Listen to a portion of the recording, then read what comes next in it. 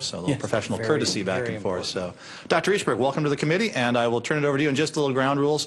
During our work sessions, we try to keep it a bit more informal so people can ask questions because we consider this a learning opportunity for the committee here to be able to understand what's going on and what you're presenting. So there will be a bit more informal. We'll stop for questions as people have them going through. That's fine. Okay. I'm open to any and all questions at any time. Let me start by saying that I'm happy to be here and share the information I have with the committee. I have a lot of data, probably more than you want to know, and a lot of it is in graphic form. And what I will do is I'll show you the factual data for some of the assertions that are in Senate Bill 5502. And to do that, I'm relying on some sayings of our astronauts, which you see on the screen. In God we trust, all others send data. So I'm bringing data, and I don't ask you to believe any opinions that I may have. You'll hear very few opinions from me. What you'll see is a lot of data, and I hope that the data is clear enough so you can make up your own minds, and you won't need to ask what my opinion is. Whoops, let's go back one. To begin with, I need to say who I am, primarily because there has been a lot of politics injected into science these days. And so I am simply a geologist with 50 years of expertise and research in global climate change all over the world. I'm a lifelong environmentalist. I am a scientist. I'm not political. I don't have any particular bias towards either party, so I have no political agenda.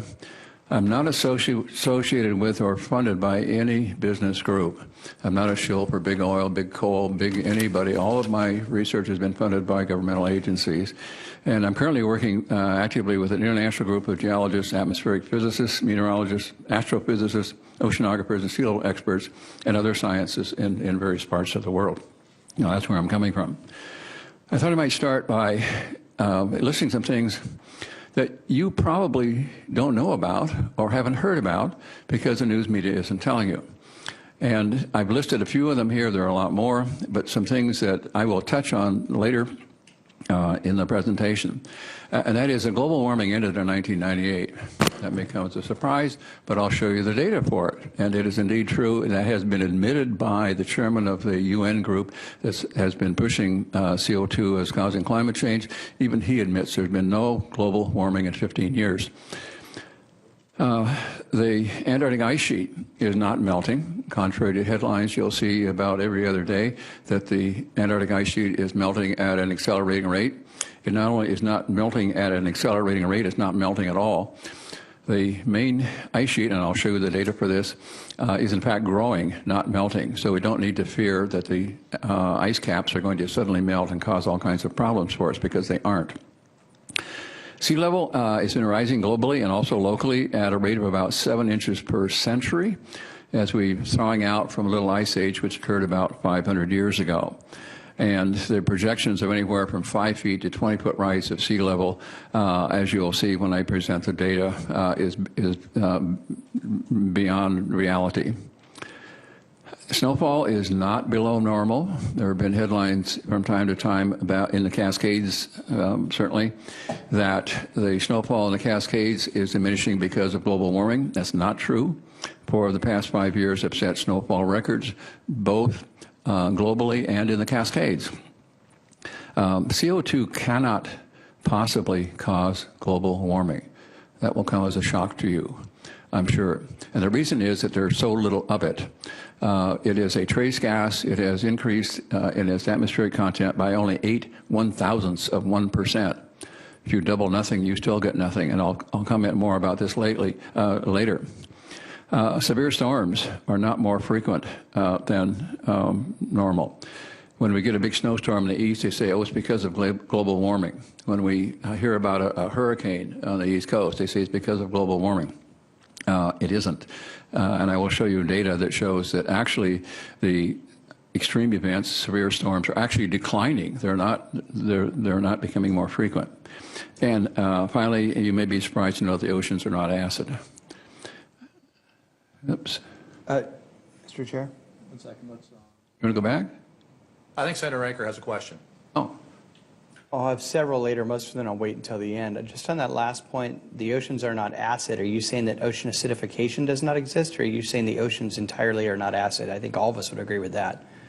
Nothing is an acid, so. the oceans are not, pH, which is a measure of acidity, is measured on a scale, and 7 is neutral.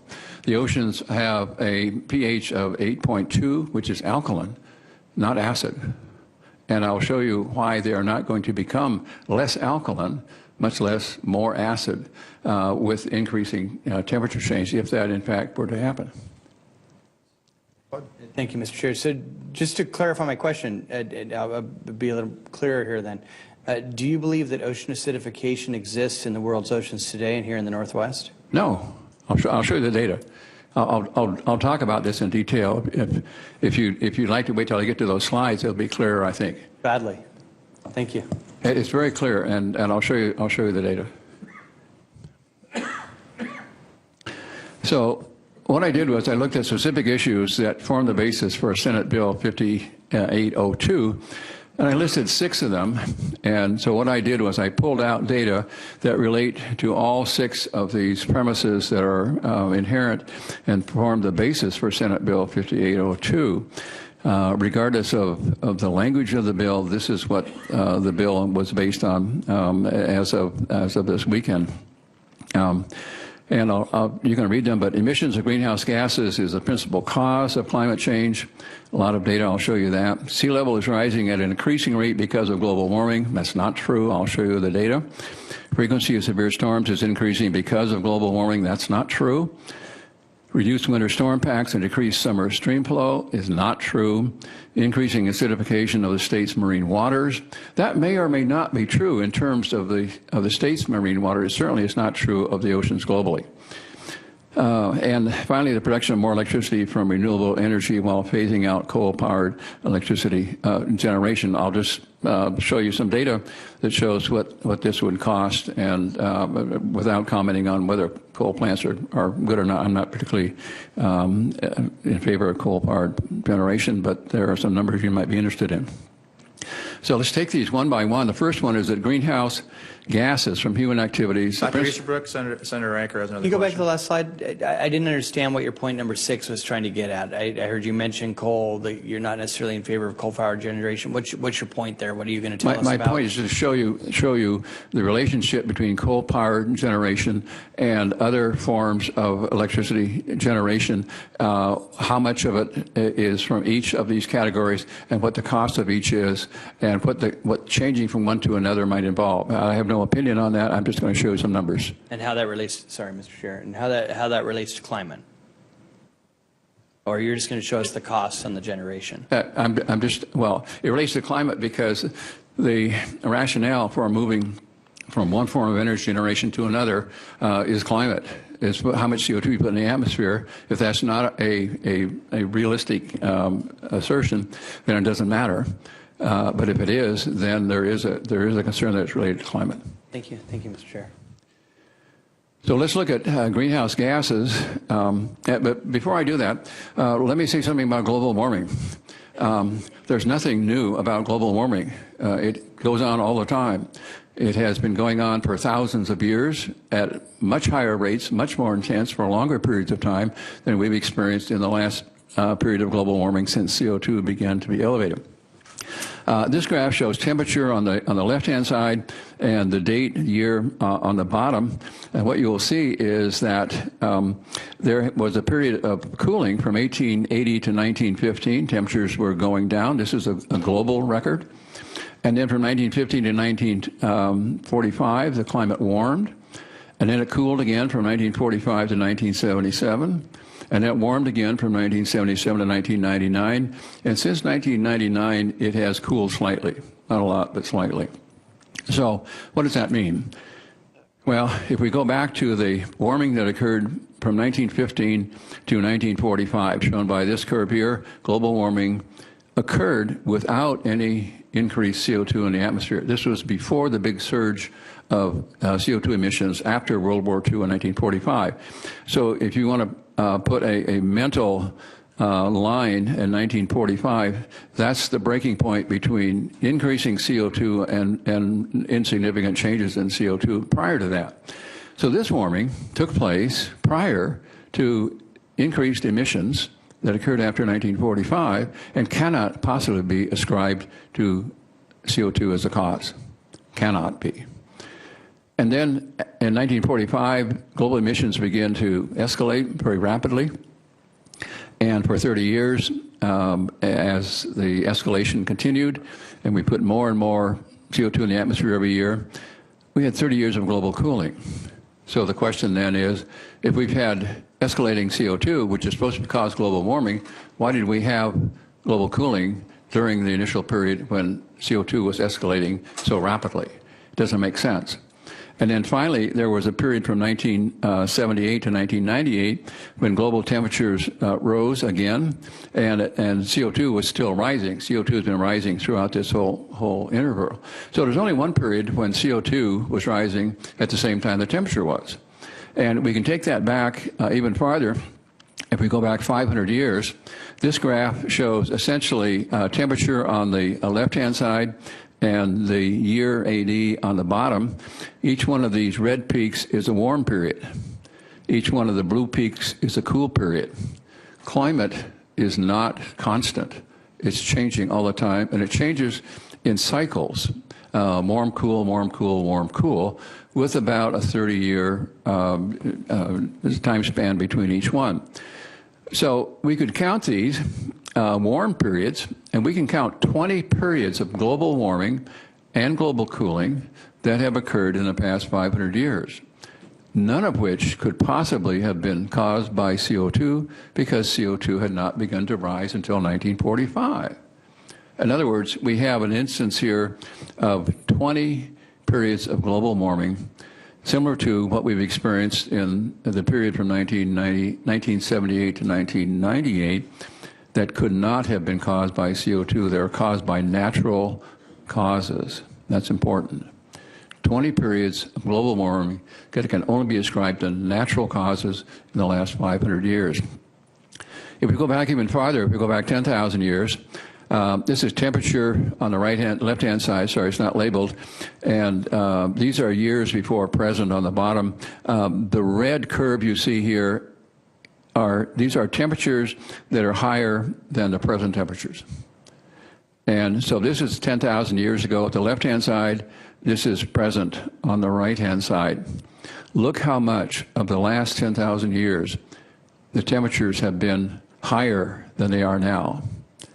Almost all of the last 10,000 years, except for the period beginning about 1,300 years ago, almost all of that, the temperatures on Earth were actually warmer than they are right now. Warming is nothing new. As a matter of fact, it's the norm for the last 10,000 years. The blue periods here are from the Little Ice Age, which was a period of global cooling that occurred from about 900 AD and may still be going on for all we know.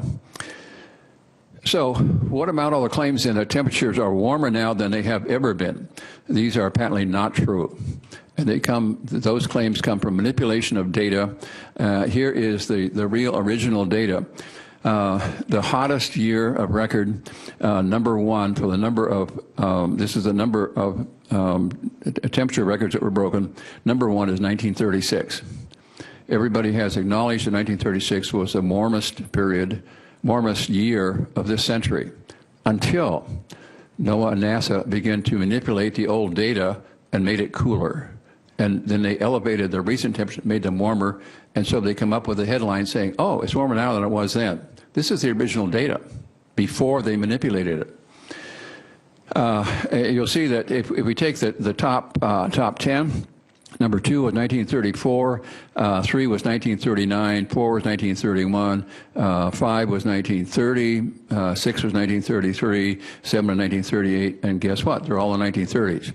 1930s was the hottest decade of the century, not the present, not the last decade, but the hottest of the century also. I'll show you. Over here, you look at all these 2000.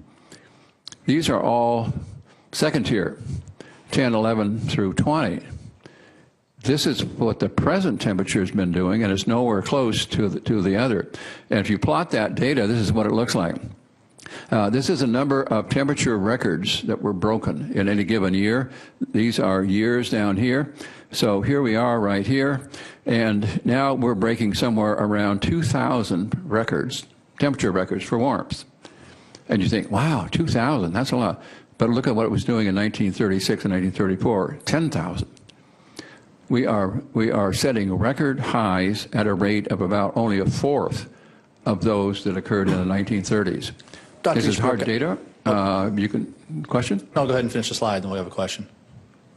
Pardon me? Go ahead and finish the slide, then we'll have a question. Oh, I'm essentially finished. The point here is that the 1930s were the warmest decade, and there were 10,000 temperature records set in 2 years, in 1936 and 1934, and we're setting now records somewhere in the world at a rate of about a fourth of that, about 2,000. Great. Senator Ranker has a question. So let me rattle off a couple of peer-reviewed scientific facts that I have before me, and I would like your opinion on those. I understand that last November was the globe's 333rd month of above average global temperatures. To put that in perspective, that would mean that if you are 27 years old today, you have never experienced a month with a global temperature below the average. You have a question, Senator Ranker? I asked it in the beginning. Thanks. I want to know his opinion on this. And then the second one is that, again, peer-reviewed data here. Senator Ranker, we'll come back to that one later. Yeah, we're going to let Dr. Easterbrook. No, we're going to let Dr. Easterbrook finish his presentation. I'm happy to answer your question. I'll show you some data. Let me answer it for you. Because what you just put out in your slide goes contrary to the data that I have before me. So I'm just curious if what you're basing your metadata on, where your samples are taken from, and then also what's your opinion of the data that I have before me, which seems contrary to what you're putting forward. I don't doubt that it's contrary. And what I just said a moment ago was that I'm showing you the original data, and what you're looking at is the data that has been tampered with by NOAA and by NASA. And I could show you curves of what that data looked like in 1936, what it looked like in 1980, what it looked like in 1990 and 2000. And the temperatures, the high temperatures in the 1930s get cooler every year. They put out a new issue. And the temperatures that are in the 2000 plus get warmer because they have frankly tampered with the data. That's the difference between what you're looking at and what I'm looking at. Mine is the original data. One quick follow-up, Mr. Chair. Sure. So National Science Foundation, NASA, and NOAA have manipulated the data. Yes, that's true. I can show you the data that they have manipulated. I'm not saying that they have done something which is scurrilous and evil. What I'm saying simply is something that everybody will agree on, and that is that they have what they call adjusted the data. And if you look at how they have adjusted it, the 1930s always get lower because of the adjustments they made from the original data, and the 2000 plus always get warmer. That's the case, and I can show you data that will indicate that if you like. Thank you. Great. Here is a curve of what's called a heat wave index. These are for really hot times, and again, simply to point out what I was mentioning a moment ago, the heat wave index for 1936 is right here. And look at the period of 1930 to 1940 relative to where we are now. This again confirms what I have just said, that the 1930s were warmer than they are right now. We had more heat records broken. We had higher temperatures. It was a hotter decade. And there's hard data for all of that. We hear about droughts. We had a drought last year in the summer in the Midwest, which was not a good thing, devastating. These things happen. This is what's called a drought index, and the down trending curves here, which are colored yellow, are times of drought when the rainfall is below normal, and green is wet. And so if you just look at from about roughly 1980 something up to about 2000, you'll see that actually there are more wet times than there are dry times. This is not an ongoing drought. And if you look also at the duration of the drought, you'll find they generally last 2 to 3 years, something like that. And then they move on. So the drought last summer was bad. There's no doubt about it. It cost a lot of farmers a lot of money, but it wasn't in any way unusual. Again, more data that looks at the relationship between temperatures. This is the count of hot temperature records set, similar to the data I just showed you. 1930s were by far greater than recently in the past couple of decades. And look at the relationship to CO2. There was no correlation whatsoever to CO2. And in fact, this big hot spell in the 1930s occurred before CO2 began to rise. And so it cannot have been caused by CO2. And then we've had some cooling in between and then another warm period. There's nothing mysterious about global warming. It happens all the time. That's not the issue. The issue is what's causing that global warming. And the same thing is true if you take almost any place. Here are 100-degree days compared to CO2 for New York City. Again, there's no relationship between CO2 and the number of hot days in New York. So the conclusions are that 80% of all maximum temperature records were set prior to 1960, before accelerated human CO2 emissions began in 1945. Thus, the present conditions, the present warming, or the recent warming, has nothing to do with CO2. Present drought conditions in the Midwest are part of the normal weather pattern. This is weather, not climate. Climate is generally taken to be a period of about 15 years or so. Weather is day to day, year to year, whatever. So if you're looking at an annual number, that's weather. It's not climate. And so what we're looking at when you see a severe storm or a period or an unusually cold or warm winter or summer, what you're looking at is weather and is not related to global climate. Weather extremes happen all the time, regardless of what the climate is doing. And the present drought conditions are not as severe as those in the 1930s, the warmest decade of the century before CO2 level. So what happened to global warming? I mentioned earlier that global warming stopped in 1998. And my guess is you probably have never heard that, because the press will not print anything which is adversely related in any way to CO2 as a cause of a climate change. But here's the real data. The graph on the left-hand side is temperature on the left-hand axis and year. This is satellite data. This is the best data we have. It is untampered, unadjusted. It is taken from real readings from satellites, and it gives a good overall global average. This peak right here is 1998, and since then it has gone down, came up a little bit, and as in recent years has been on a sharp downward bend. I'll show you what the overall trend is for the decade in a moment. And that is confirmed by ground measurements. These are mostly ground measurements. The top two here are satellite measurements compared to ground measurements, which are these lower three colors right here. And you can see the shape of the curve is essentially the same. So the ground data and the satellite data essentially agree that we have indeed had global cooling for the last decade or two. Here's the trend. Trend means the rate at which it's getting warmer or cooler. So beginning about 1998, which is right here, this is the trend. Down is colder, up is warmer. Look at the downward trend between 1998, and this only goes to 2004, but it's continuing on down. These are winter temperatures for the U.S., and again, look at the same trend. Starting about 2001, the average winter temperature is going down at about -4 degrees during this period. That's the trend. It's getting colder at a rate of about 4 degrees. Another plot of that same sort of thing, again showing the green line here, cool is down, warm is up. So again, showing a cooling trend since about 2001. And all the while this is going on, we hear in the headlines that global warming is accelerating and it's getting hotter and hotter, and in fact it's getting cooler and cooler. Here are winter temperatures for the past decade, from 2001 to 2010-11. In the north central states, it's 8 degrees cooler per decade. The same in the north central area, and they range all the way from about 2 in the Pacific Northwest, -2 to -3 in the southeast. All of them, however, are colder. It's not getting warmer in the winter, it's getting colder in the winter. This is NOAA data. I'm sorry, this is NCDC, that's NASA data. Beg your pardon. Hey, Dr. Easterbrook, Senator Ranker has a question. Thank you, Mr. Chair. Two questions, if I may. The first one is, have you taken into account volcanism, solar radiance, and other factors such as that in your data? Have you removed those from the picture? Or included Sorry, I those? didn't understand. Like volcanic events, solar radiance, and other issues like that. Have you taken those into consideration when accumulating your data? Yes, but this data doesn't, this speaks only to the temperature change. It doesn't speak to the cause. And we can talk about the cause later, but the answer to your question is yes, I've considered those in great detail.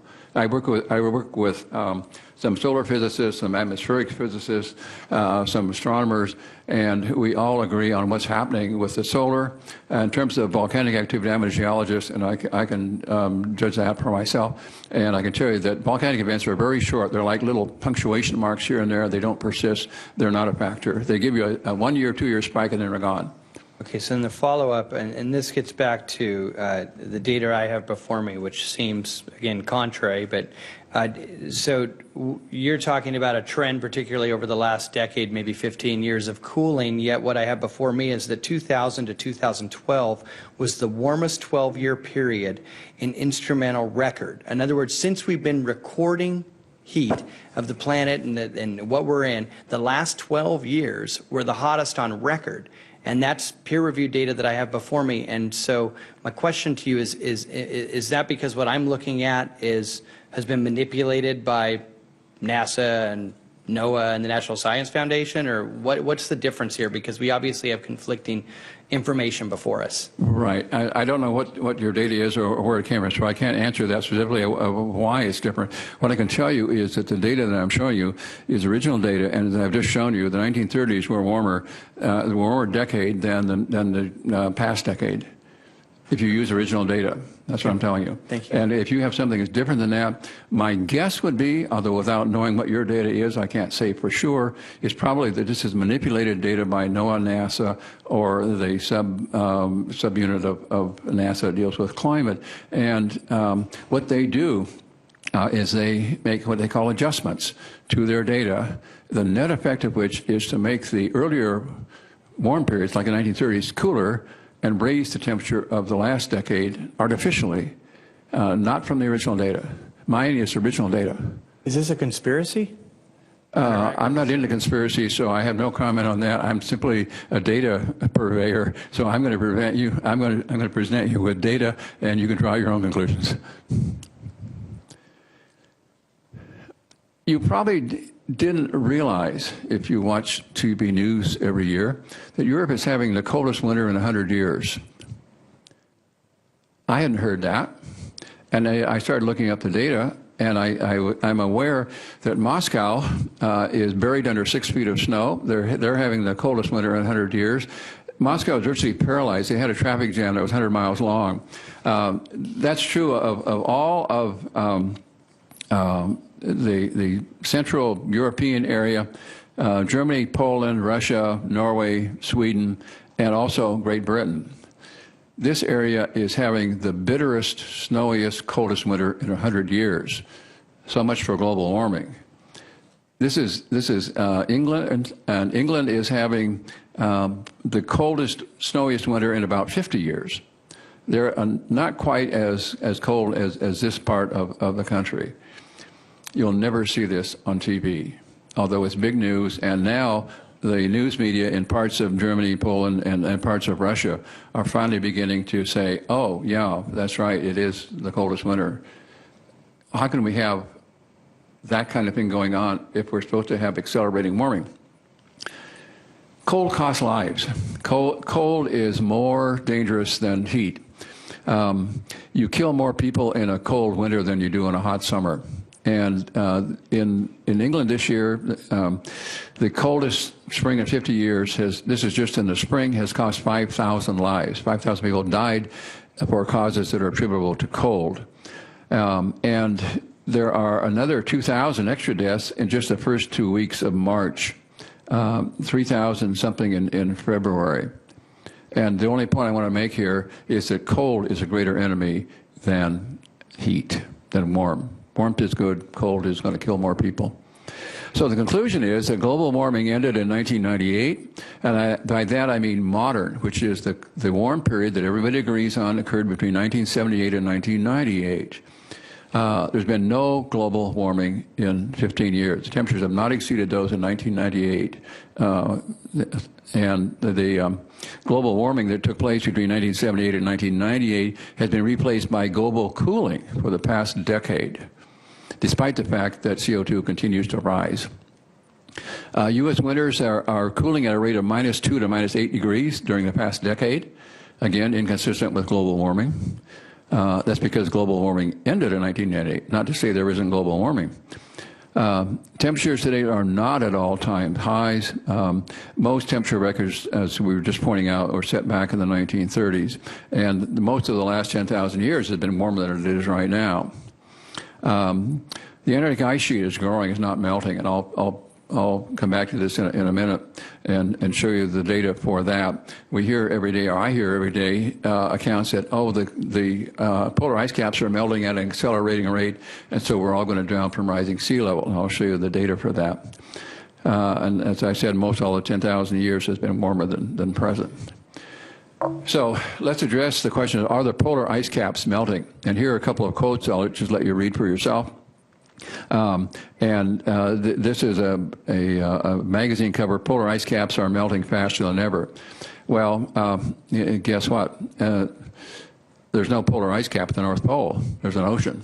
There is no ice cap at the North Pole. So we don't have to worry about it.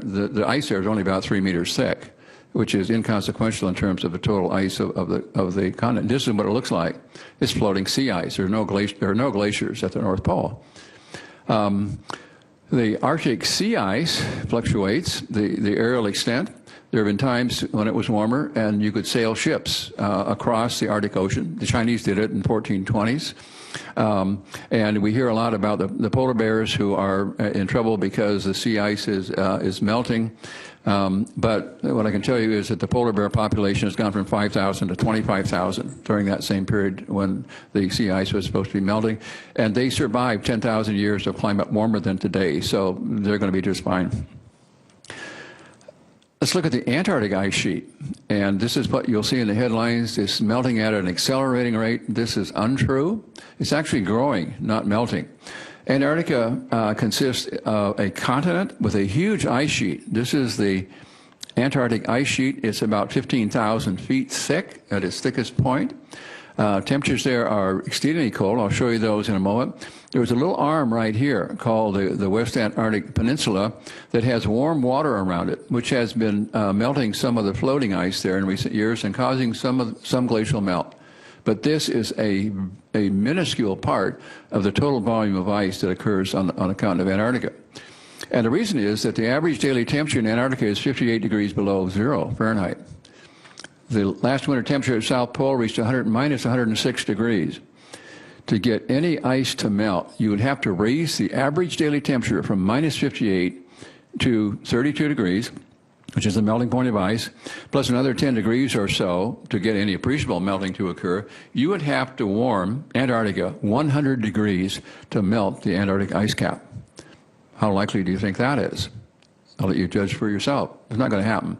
The other thing about Antarctica is that because of the situation at the pole and the continental area, it makes its own weather. And there is a strong weather gyre that goes all the way around Antarctica.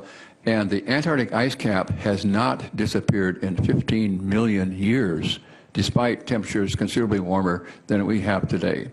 Antarctic ice cap is not melting.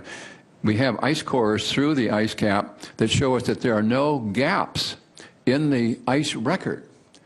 If the Antarctic ice cap had melted before when temperatures were warmer, we would have gaps. We don't have them, which means that the Antarctic ice cap is exceptionally stable. It's much more stable than temperate glaciers. It's not going anywhere. Here is the record at the South Pole, which has been kept since 1957. This is the average, and you don't see any change in the temperature at the South Pole. And there are two stations that record temperatures. One is the South Pole, and the other is Vostok, which is a Russian station. And they show the same thing, namely that there has been no warming in Antarctica since records have been kept in 1957. again, emphasize the point, the Antarctic ice cap is not melting. I'm going to skip this in the interest of time and move directly to CO2 as a possible cause of significant global warming by itself. Dr. Easterbrook, Senator Billick has a question. Thank you, Mr. Chair. So when we're talking about the melting, how about glaciers? Because I've seen the empirical evidence of glaciers melting. So do you disagree with that evidence, or do you think that it's something other than warming that's causing that? No, warming, certainly. I agree with that totally. And what I have said from the beginning is that we've had a number of periods of warming, cooling. And the answer to the question is during periods of warming, of course they melt. During times of cooling, they advance, they grow. So glaciers grow, recede, grow, recede, grow, recede.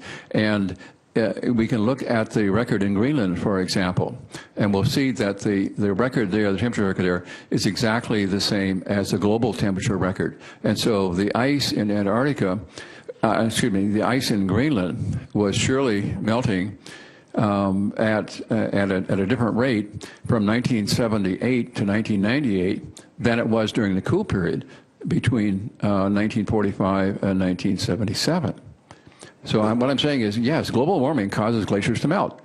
That doesn't prove what's causing it. I mean, hell, I had hair before global warming. I don't make a cause and effect connection there, and you can't make a cause and effect connection just because CO2 happened at the same time to go up at the same time that the climate warmed. Because in all these earlier periods, there was no CO2 factor, and it still got warmer. Thank you. But you said the last 12 years we haven't been warming. So are you saying that means that glaciers have not melted in the last 12 years? No, not at all. What I'm saying is that we have a very good record of the glaciers' advance and retreat during the past century.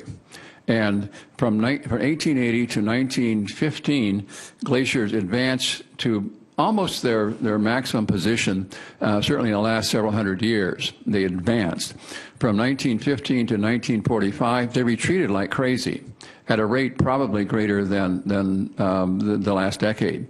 And then in 1945, the climate got cooler, and they advanced again. And they advanced to to positions that were actually down valley in many cases from their earlier ones. And then it got warm again from 1978 to 1998, and it began to retreat again. And then since 1998, many of the glaciers have stopped retreating, and some are starting to advance. This is true in Alaska, it's true in Scandinavia, true in some parts of South America. But not every glacier behaves the same way, so not every glacier has stopped melting. Thank you. It is the nature of glaciers to melt when the climate warms. Oops, let's go back here. Here's a critical question.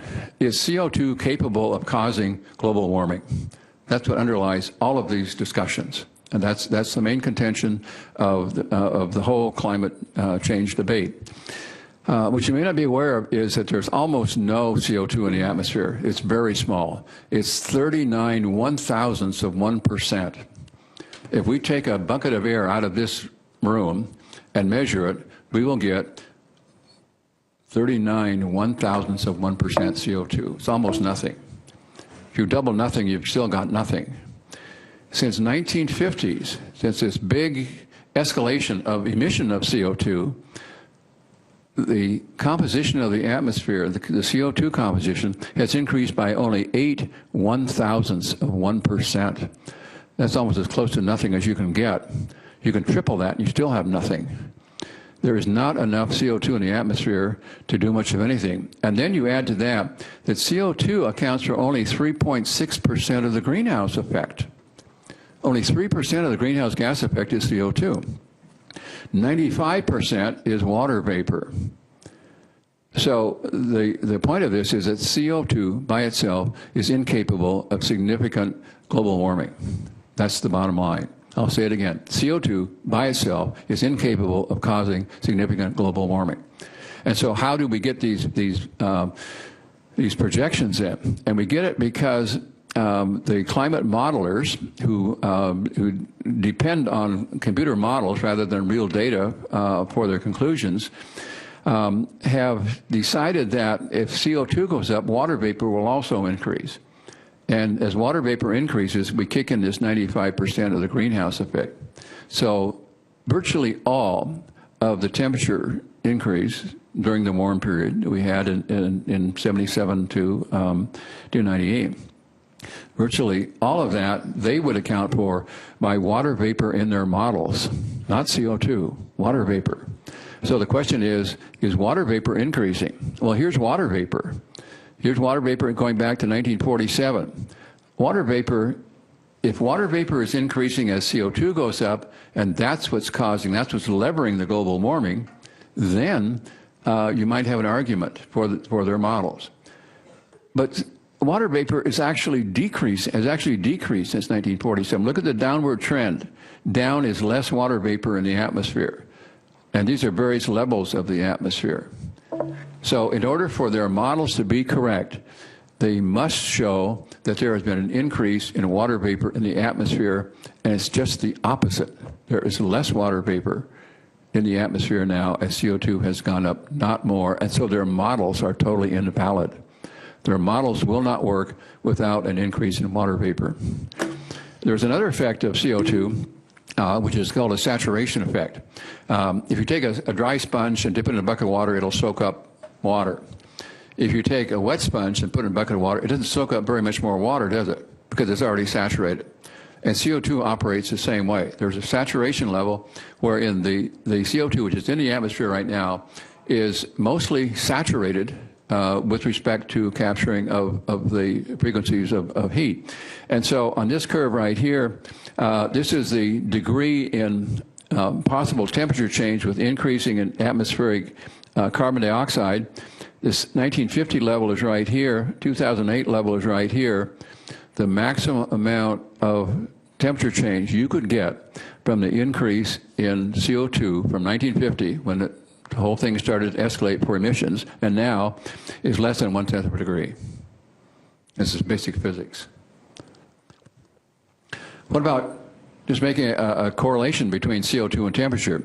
On this curve, this is atmospheric temperature, atmospheric CO2 on this side, and surface temperature on this side. So here's the CO2 curve, which has been increasing, been going up steadily, no doubt about it. From 1915 to 1945, we had global warming with no increase appreciably in CO2. So CO2 didn't cause that warming. In this century, hotter than it is now.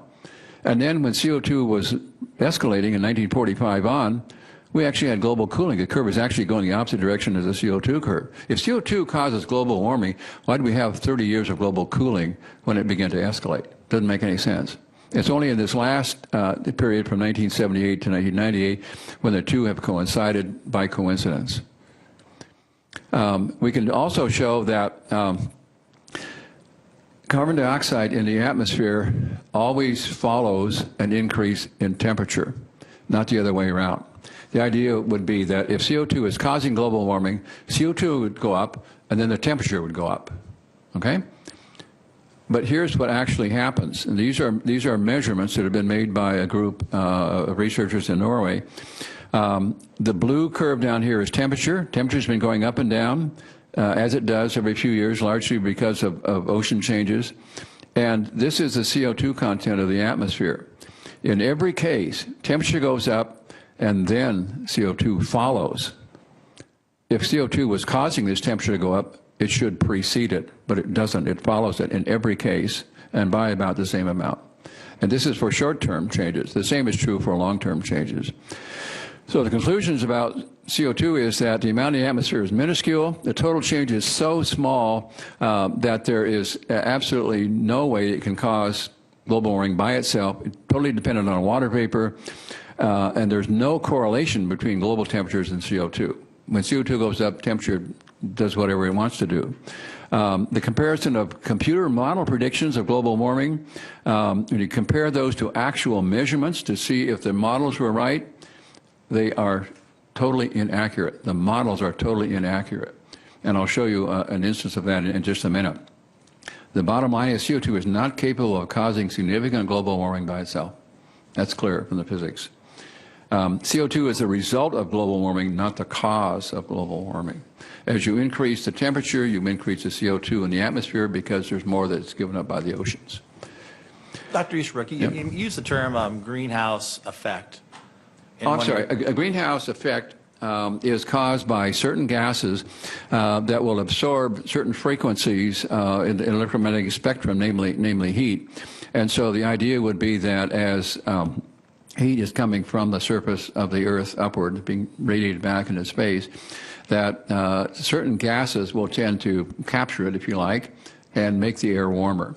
And that's why we have such a pleasant climate. It's because we have a lot of water vapor that keeps us nice and warm. Otherwise, we'd be cold because all the heat would radiate out into space. So think of gases that capture heat is the easiest way to think of it. And I guess I raised the point because the greenhouse effect is not a negative thing. It's not what? It's not a negative thing, the greenhouse effect. The It's greenhouse what allows effect. us to live here. Yeah. the greenhouse effect, the tendency of the greenhouse effect is for various molecules, mostly water vapor, to make the atmosphere warmer by capturing of heat. Okay? How about sea level? Let's take a quick look at sea level. This is one of my favorite pictures. This is New York City with the predicted sea level rise by 2100 by certain people in the UN and other people who shall remain nameless, but who are big advocates of CO2. Actually, I kind of like it. I'm not a big fan of New York, and so it would be kind of fun to see New York as an island. But there are serious ramifications if this were true. Here's Florida, for example, and this is the present coast of Florida. Here's what the coast of Florida would look like if sea level were to rise to the predicted level by the UN agencies. And here's what the old coastline, this is what the coastline looks like now. This is what it would look like if sea level rose somewhere between 5 and 20 feet. The poster child of rising sea level is the Maldive Islands, and you're going to see a big program on TV about how the poor people in the Maldives are going to be drowning and they're going to have to move the entire nation. A world-renowned sea level expert decided to go see for himself what was really there. And what he found was this, that in this picture, for example, this is the 1979 shoreline right here. This is where the sea level was in 1979. Here's where it is now. Here's another place. This is where the sea level was in 1979. Here's where it is now. The irony is that the Maldives are emerging from the oceans, not sinking. They're not being drowned. They're coming up out of the ocean. Here's proof positive. This is documented with the dates of when the shoreline was here, with photographs and measurements, and sea level is actually lower since 1979. It's not sinking. So how much is sea level changing? We've been thawing out from the Little Ice Age, which was about 500 years ago. And temperatures have been rising during that period at a rate of about 0.8 degrees a century, no doubt about it. And as that's happened, sea level has been rising, partly as a result of expansion of the volume of the oceans with the warmer temperatures. And the rate of rise, this is the rate of sea level rise, this is the year. They've been rising at a rate in the early days about 1.5 millimeters a year. That's about the thickness of your fingernail per year. You wouldn't be aware of it. So the total sea level rise in the past century is about 6 inches, not that much. In our lifetimes, it wouldn't rise enough we'd even be aware of it. Here is the official sea level record from the University of Colorado, going back to about 1993, and sea level was been rising at about the same rate, 1 to 3 millimeters a year. It actually went down for a while, from about 206 to 208, and then now it's going up and down a bit, something like that. So no doubt, sea level is going up. The question is, how fast is it going up? Seattle has a really good sea level record, tidal gauge record. This is relative sea level, so we start here in about 1900, and we have records then that go all the way. In this case, they end about 2003 or 2004, and they could be extended. But here's the rate of rise. It's about 7 inches per century. Other areas nearby, Victoria, Vancouver, show the same kind of rise, about 6 or 7 inches a century. But in some places, it's going the other way. For example, Neah Bay, sea level is going down at a rate such that by 2100, it would be lower by 7 inches, not higher. Here's Astoria, 1.7 inches lower at the rate it's going, the present trend. So there are some differences up and down the coastline of the West Coast, which is brought about by local conditions primarily. The global sea level is rising at about 8 inches a century. That's clear. So what about the state of Washington? What about our sea level, peninsula sea level rise? Here's the curve of sea level from 1993. This is measured up to where we are right now. And if you project that into the future, you get a sea level rise by 2100 of about 7 inches. Not going to be a problem. Here is what the UN agency is predicting. This is their lower estimate. This is their higher estimate. And they're predicting somewhere by 2100, 5 to 20 feet. Look how this curve, the UN curve, varies from reality. Not very realistic, I think. And there's no reason to think that there's going to be any change in this rise. It's been very constant for the past century as we've been warming up. In order to get the sea level rise like this, you'd have to melt the Antarctic ice cap. And we've already seen that's not going to happen. It's not happening now. It hasn't happened in 15 million years, and it isn't going to happen in the future. They're very simple. So sea level has risen only 7 inches as we're thawing out. Rate of sea level is pretty constant, not accelerating. Some places sea level is actually going down. It's going down in Alaska. That is, these areas are emerging. Maldives, Nia Bay, Astoria, they're getting lower, not submerging. The IPCC, this is a UN agency, predicted large sea level rise is unrealistic because global warming has stopped, for one thing, and the Antarctic ice sheet is not melting. The projections are for sea level rise in the Pacific Northwest about 6 inches by the end of the century. How about frequency of severe storms? You see this in the headlines every day. Big storm, must be global warming. And Dr. so, Easterbrook, could I ask you a question really quick? I know Sure. we're getting behind schedule here, so my apology. But on the slide where you talk about we're going into a global cooling period, what would lead to the sea level rises during a period of cooling if that chart's correct for the last 12 years?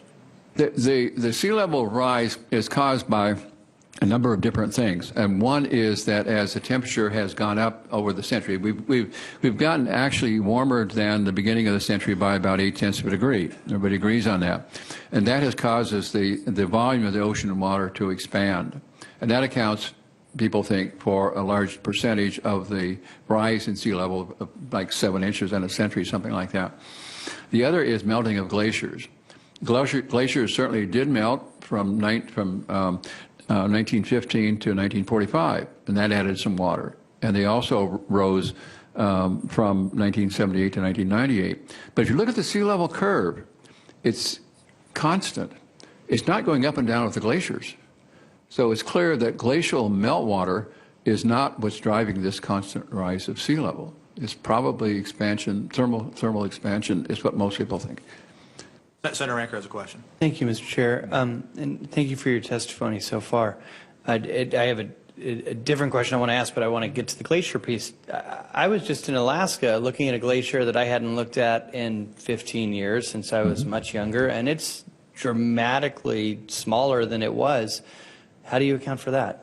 But because it was warming from 1978 to 1998, and that's when most of the recession took place, glaciers in Alaska now, in many places, have stopped retreating and are beginning to advance. So this one in the last 10 years has decreased in size. It takes a while for a glacier to feel the effect of warming or cooling because there's a lag effect.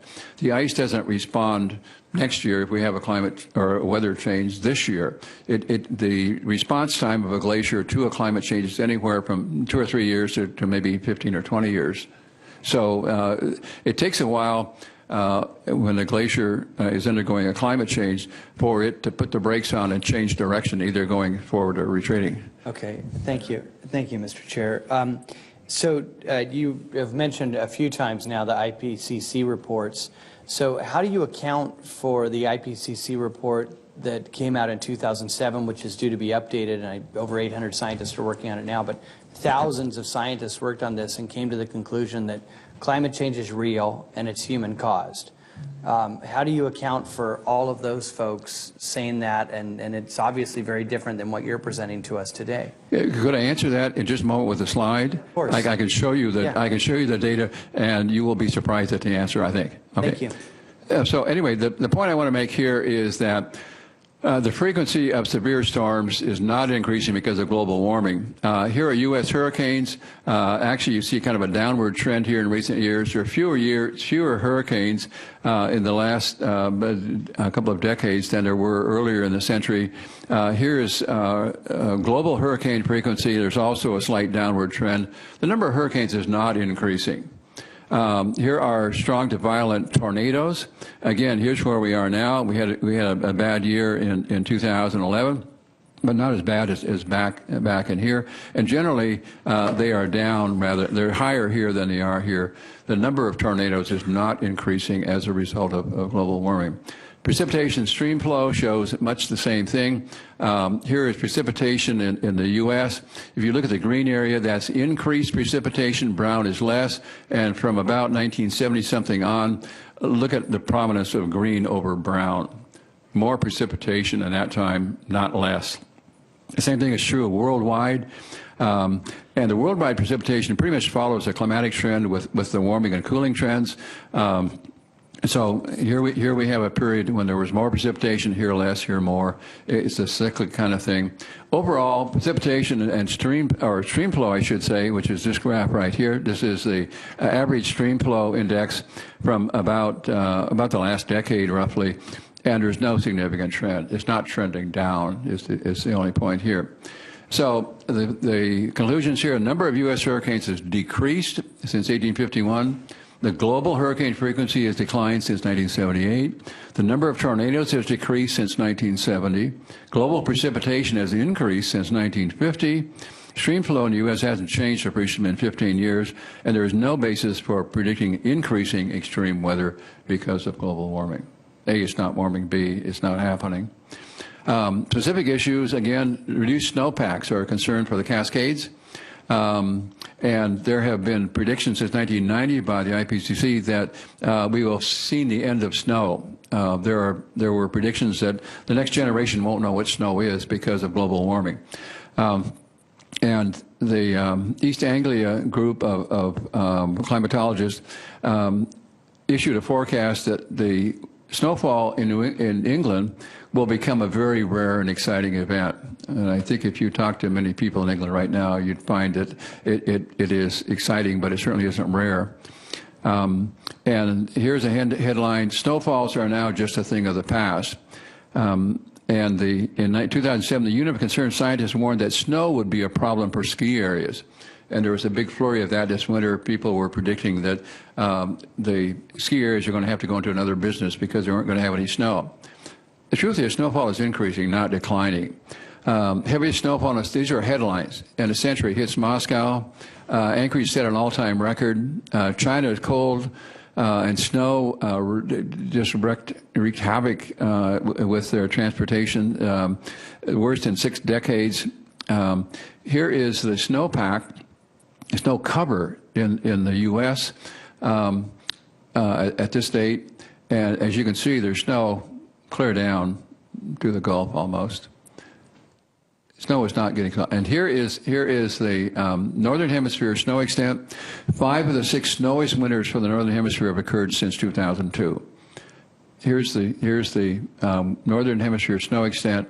Snow is not disappearing, it's increasing. We're getting more snow, not less snow.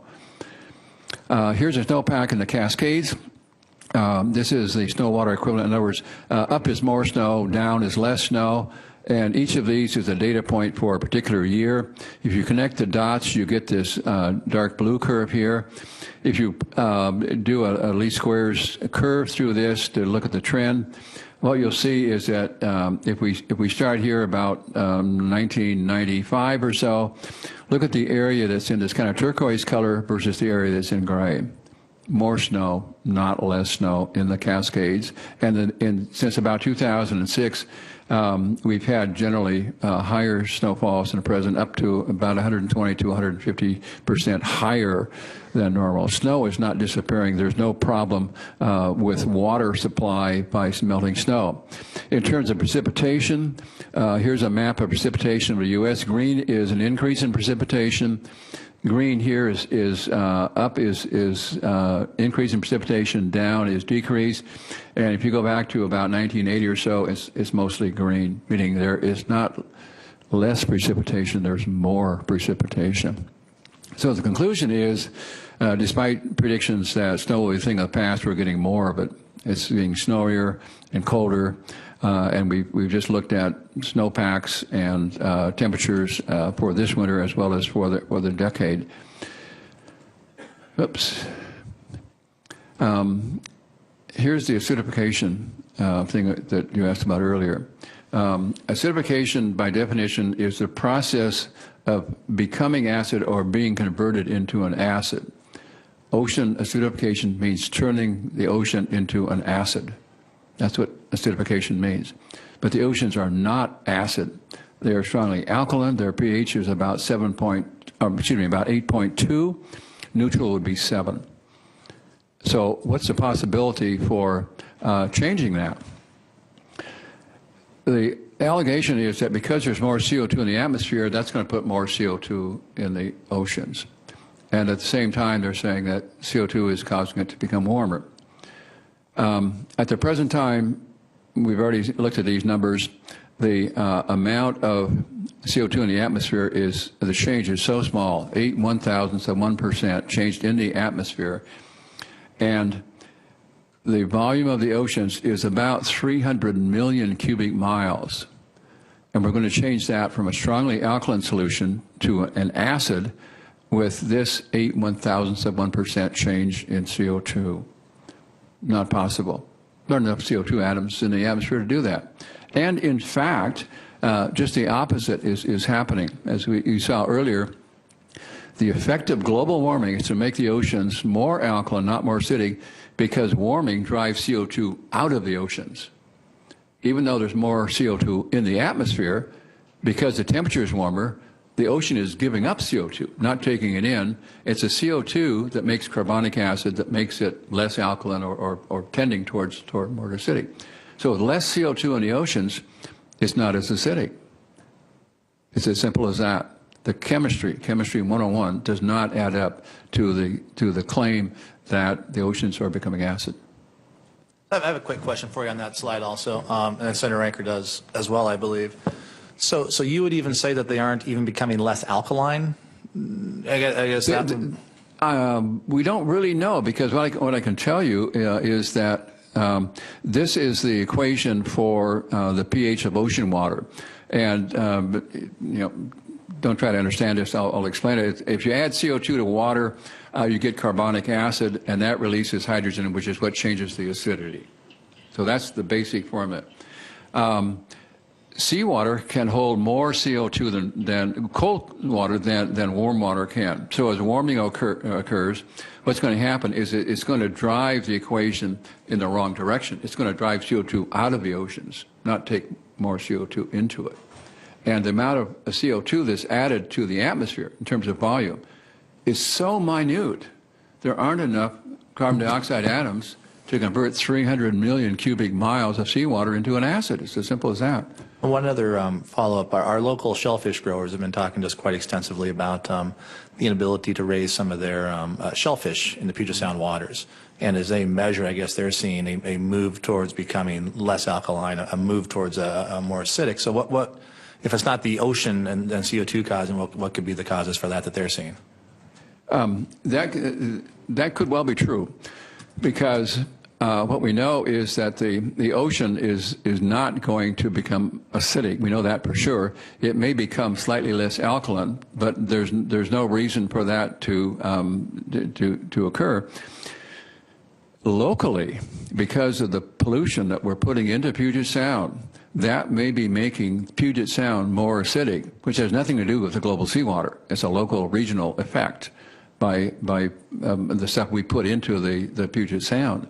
So they may well be correct that the water where the oysters are living might be more acidic.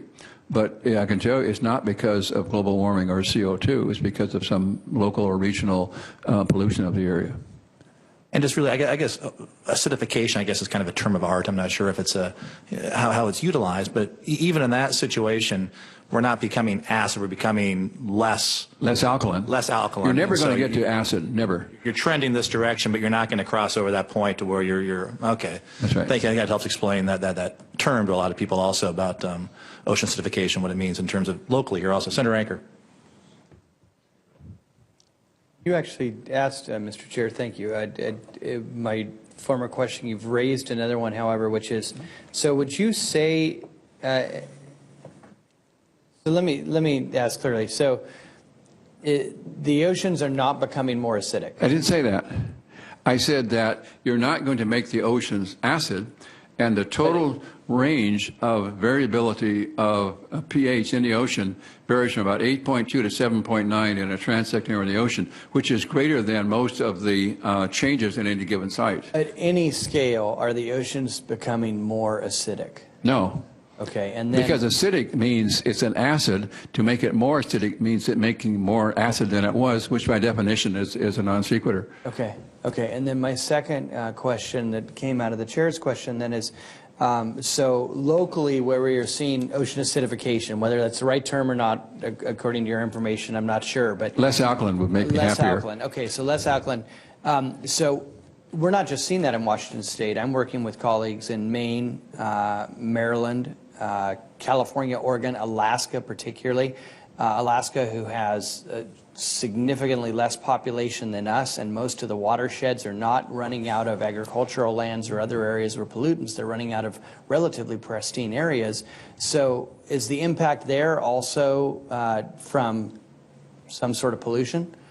I think it probably not, would be my guess. I don't know that because I don't know the numbers you're looking at. I'd have to look at the numbers to tell you if there's a difference between some regional effect like pollution in Puget Sound or whether there is a water temperature. The principal governing factor is water temperature. And in places where you have upwelling, where there is cold water coming up to the surface. Cold water can hold more CO2 than warm water, and so that might actually be causing it to become a bit less alkaline before, and in that case, it's a regional thing, not pollution. Thank you. Okay. So we've talked about this. Oceans are alkaline, not acidic. The governing factor here is the temperature of the ocean water. Let me answer your question now about all these people who are the so-called consensus. You will see, I see every day, quoted, 97% of all scientists believe that man-made CO2 causes global warming. That's a fraudulent statement. And the statement that there is a dominant consensus among scientists that CO2 is causing global warming is not based on any known fact. And let me tell you where this number comes from, and let me tell you where that off-quoted statement comes from. There was a graduate student who, this was in Indiana or Illinois, sent out 10,257 questionnaires to climate scientists. He got 3,146 back responses. Of those, he selected either 77 or 79, I'm not quite sure the numbers, correct, it doesn't matter, that he handpicked out of these 3,000 responses. And he asked those people, do you think CO2 is causing climate change? And funny thing, all but 2 said yes, because they were hand-selected. And so the real number is that there were 77 or 75 scientists out of 3,100, not out of 77 or 79. So if you divide this number over that number, you get 2%. So the consensus that you're hearing is 2%, not 98%. If you were to then look at, well, what is the consensus? Whoops, let's go back to this. I have some information that you would find interesting. It's called the Petition Project.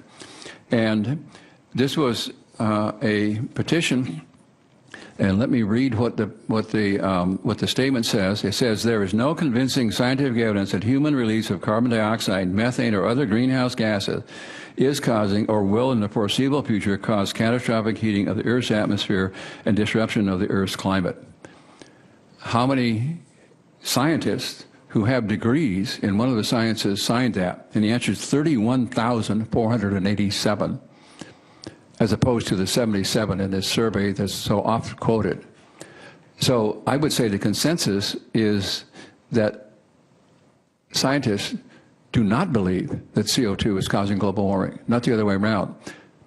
So if you compare what you're seeing on the screen with what I've just read you, of these 31,000 scientists who signed this statement, all have degrees in one of the sciences, and 9,029 have PhDs in those.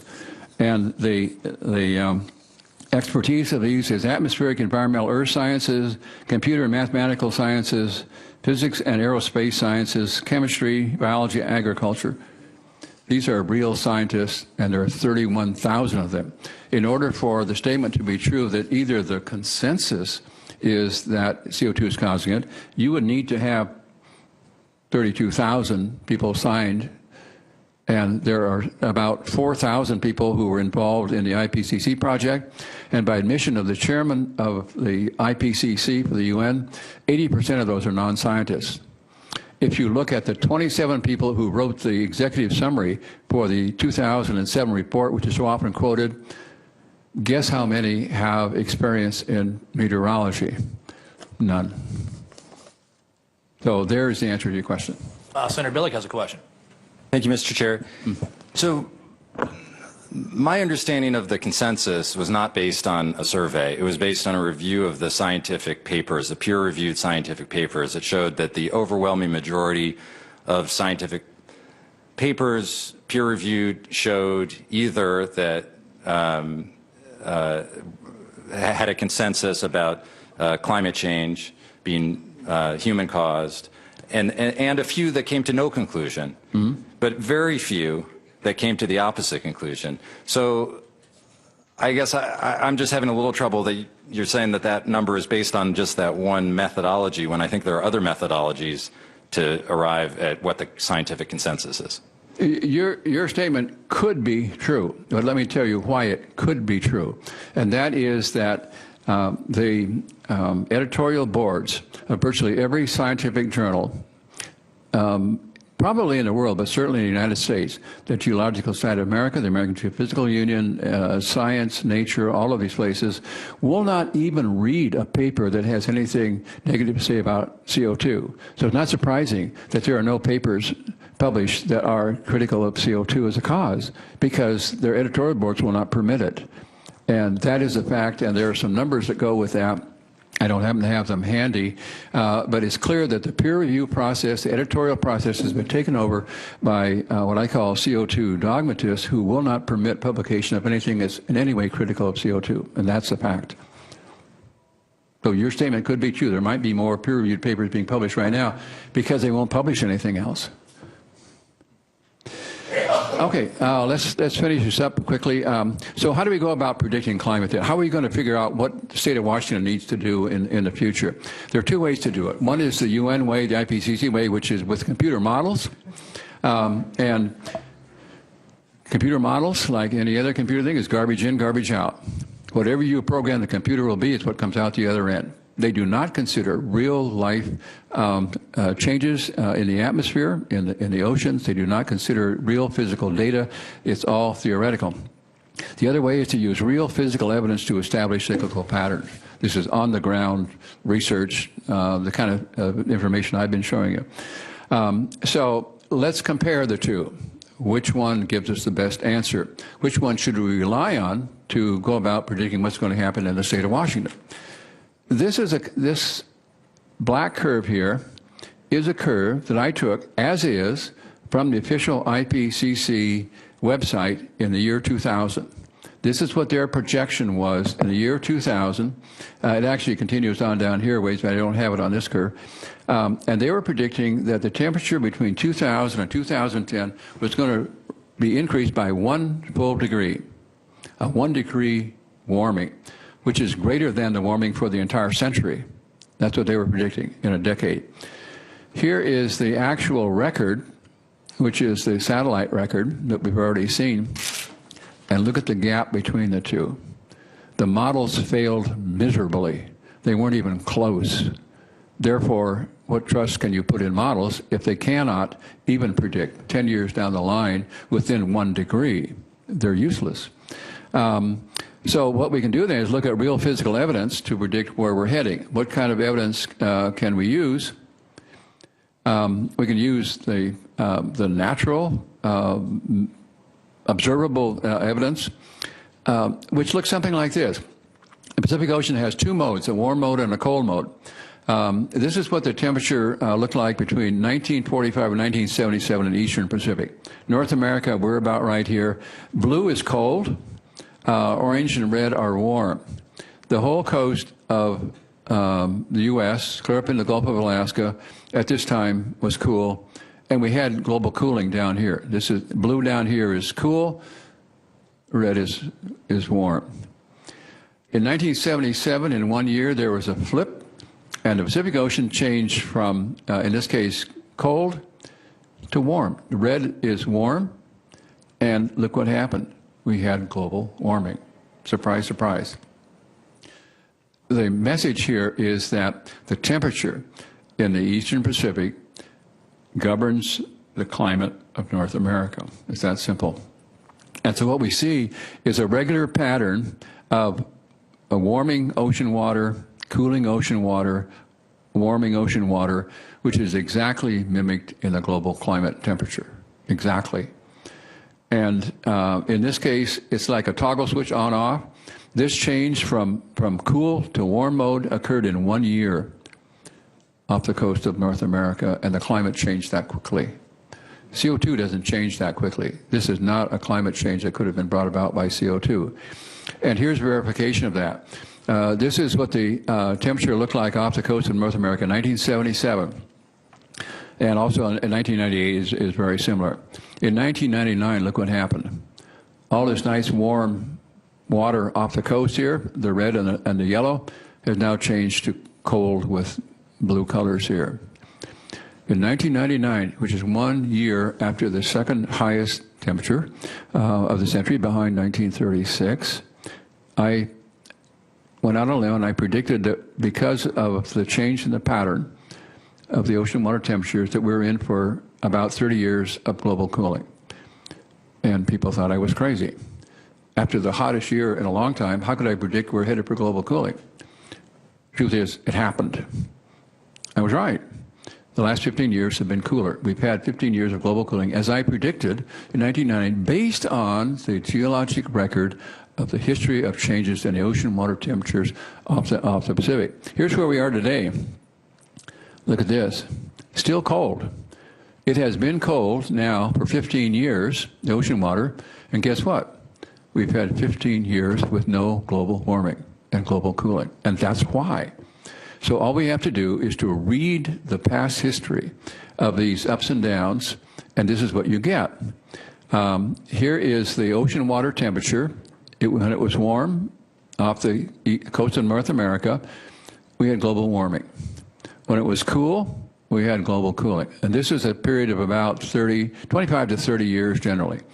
77 to 98, ocean water warm, global warming. And then in 1999, we shifted to cool, and we got cooling out to here. So it doesn't take much of an extension to say, okay, this is going to be a repeat of this, and we're in for about 25, 30 years of global cooling. Senator Anker has a question. Thank you, Mr. Chair. Okay, in your previous slide, I have 2 pieces to this. Your previous slide it had 97 up there. If I remember correctly, 96, 97 was one of the more powerful El Nino, La Nina events that we've seen in decades. 1998 was 1998. 98? Okay, yes, so that's 97, right. so that's it coming in then. So how does that get taken into account in your information? And then I've got to come back to the question I asked earlier, because all the data that I've read and I have before me shows that particularly in the last 12 years, we've seen an increasing temperature. We've seen more records broken. Is that again because... I just showed you evidence to the contrary of that. I know, but I'm telling you that I have peer-reviewed data in front of me that suggests otherwise. Is that because that peer-reviewed data has been manipulated? That would be my guess, yes. But I don't know what data you're talking about. If you'd like to send it, I'd be happy to respond. Science Foundation, the IPCC, the UN, the the answer is yes. Universities like University of Washington, Western Washington University, and others. Well, let's. I'd like to finish up the presentation, Sure. and we can go into that stuff in a second. And I have one question also on the ocean upwelling issue here with regards to the temperature. Because getting back again to our shellfish issue, which is an important one to myself and Senator Ranker and some other folks here in the shellfish growing regions. But when we have the ocean upwelling that could lead to the global cooling aspects that you spoke about, whether or not we agree or we take a look at it, that we can look, would that be due to the cooler water and the upwelling hitting the coast and coming into Hood Canal, which could result in a lessening of the alkaline in those waters? I mean, that's an interesting one to take a look at going forward. That's certainly possible. The solubility of CO2 in seawater, which is what governs the generation of carbonic acid, which is what makes the seawater pH go up or down, is a function of temperature. And so the colder the water, the more CO2 that can be held by the seawater, therefore the less alkaline it is. And if you warm it up, then the sea will give off CO2 in the atmosphere, and it's actually the ocean that's controlling the composition of the atmosphere, not the other way around. So the answer to your question is that could explain some regional differences, because we know that there is upwelling that happens about every 2 years off the coast of South America to the equator, and there certainly are upwellings elsewhere. So that could be responsible for a change in the pH of the seawater. Yes, is the answer. So how are we doing on time here? How many more slides do we have? I'm done. You're done? Any more questions? I'm done. I didn't know we were finished there. Any more questions from the committee? Senator Billig. Thank you, Mr. Chair. So I want to go back early in the presentation. You talk about real evidence, and it seems there's one of the issues is the data. And I think if you said that NASA is manipulating the temperature data, their temperature data. It's hard for me to believe that, and I was just wondering what would be the motivation that they would have to manipulate temperature data? Why do you think that? I have no idea. I have no idea what people are thinking. What I can tell you with absolute certainty is that I have seen the original data that was collected at many places, and then I have seen that same data graphed by NASA, by NOAA, and by the CDDC, which is an arm of NASA, in 1980, and it was different. And I saw it again in, 1990, 2000, and it was different yet. And I saw it again in 2000 and something or other, and it was different yet, and each case higher. So I'll let you draw your own conclusions for that. I have no idea about motivation or anything else. I'm not a mind reader. All I can tell you is what I observe, and that is well documented.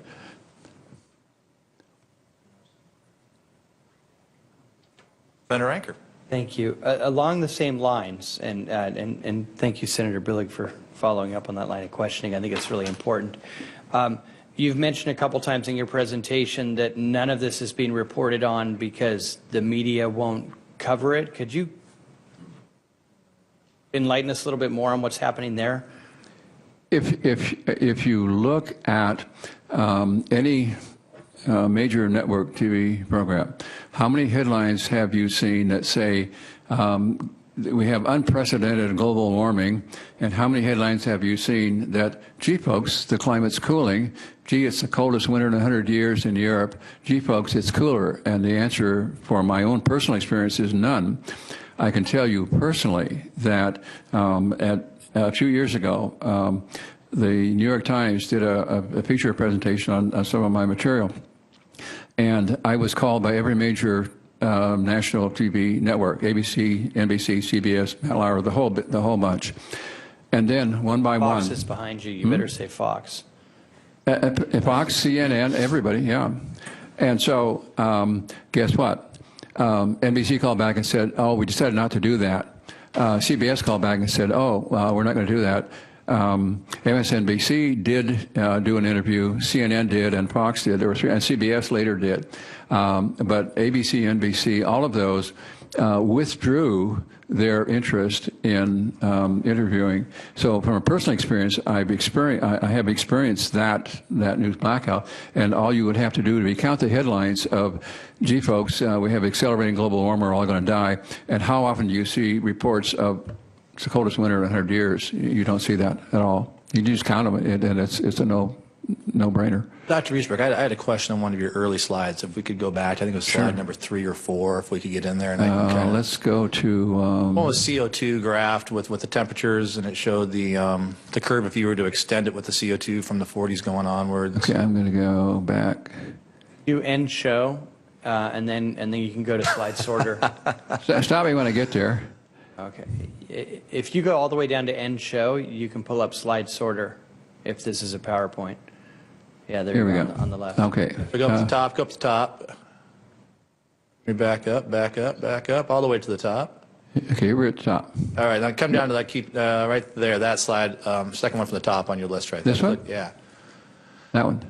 So I don't understand about this one. If we're showing temperatures, this I think gets back to Senator Ranker's question a little bit about coldest time versus coolest, you know, in terms of the last 12 years. Mm-hmm. When I look at the chart, though, what I see the temperatures listed for the coming into it ends in 2000. That would be the difference. It ends in 2000 going backwards, being warmer than it was in the 30s. So maybe I'm not reading the chart correctly. No, you're reading a chart correctly. This is data. If you look at the source of the data here, HADCRUT is the climate data that comes from East Anglia in England, which was the site of the ClimateGate scandal, incidentally, which is another issue altogether. And so their data tends to be roughly the same as the NASA manipulated data. And I didn't so ask that question, Brad. Well, yeah. Could you go to the slide right above it? Maybe that's the one I was thinking about. This one. Yeah, and that. Oh, so I see now on that one you see the spikes back in the 30s, but even there is the same. I don't understand this data because that still looks to me like it's cooler in the 30s on that data than today. Okay, well, what I can tell you is that if you look at the source of the data, this is HADCRUT data, which is the East Anglia data, which is the same as the NOAA and the NASA data, and they have suppressed this. I can show you the before and after the suppression. And essentially what they do is they make what they call an adjustment. And if you can imagine a glass of pure water and a glass of sludge. And what they do is to say, well, we've got these weather stations that give us pure water, but we've got these other ones that are sludge because the stations give really inconsistent data. So what we're going to do is we're going to mix the two together. We're going to homogenize them. They call this homogenization of data. And then what you end up with is something that's, guess what? It's no longer pure. And so what they do then is they make a correction based on this mixture rather than just using the pure data. I'm looking at the pure data. They're looking at the sludge infected data. Gotcha. Okay? Do you have any other questions? Seeing none, I'd just like to thank you for the chance to come in today and testify in front of the committee, Dr. Easterbrook. I thought it was a very interesting presentation. And I think that obviously there are disagreements in Olympia and in the scientific world with regards to the material you presented today. But I think as legislators and members of the Senate Energy, Environment, and Telecommunications Committee, it's important that we take a look at all the data that's available to us to be able to make informed decisions as we go forward. Because we have some major decisions that we're making here in the coming years with regards to long-term energy structure issues in Washington State and how we handle a lot of different decisions coming before us. So I think it's important that we take a good hard look at all of the data that we can and continue moving forward in our role as legislators to try to make informed decisions. So I think that your being here today was a good one for us to be able to take a look at the data that you present to us. I really appreciate you taking the time out of your schedule to be here with us today. Well, thank you for inviting me, and I would urge you to don't believe what I say. Look at the data, and you can arrive at your own conclusions because data speaks way louder than opinions. We should go back to slide number 1 for your presentation, yes, I guess. Yes. You know, all you got to others trust send all data. If we have comments that need to be made, we can take them. Otherwise, we do have bills we have to get through also. Senator Honeyford. Yes, I just wanted to ask staff if they could make color presentation of these slides available to us. Thank you. Great. Senator Ranker. Thank you. Just a closing request, and I thank you for taking time out of your schedule for being here today. I would like you to provide the committee copies of any of your models or modeling that are peer-reviewed and where those were published, just so we can get a copy of that as well. I'd really appreciate it. Yes, I can tell you that everything I showed you today has been peer-reviewed, everything. Okay. And I can give you references if you'd like. Okay, excellent. Thank you. Great. Thanks again for being here. And that concludes the presentation. We will now go into some back into committee hearings on topics that might not be as interesting as this.